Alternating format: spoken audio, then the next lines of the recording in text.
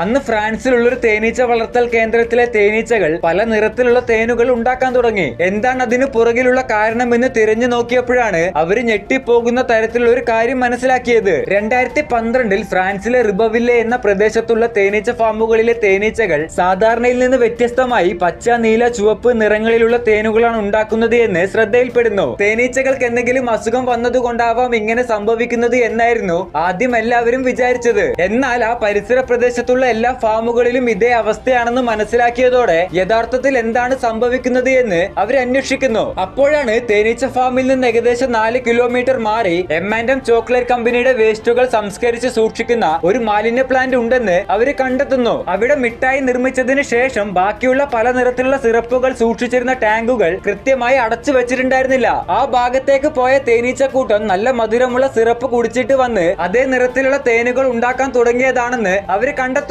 അവസാനം തേനീച്ചകൾക്ക് കയറാൻ പറ്റാത്ത രീതിയിൽ ആ ടാങ്കുകൾ സീൽ ചെയ്തതിനു ശേഷമാണ് ആ പ്രശ്നം പരിഹരിക്കാൻ കഴിഞ്ഞത്.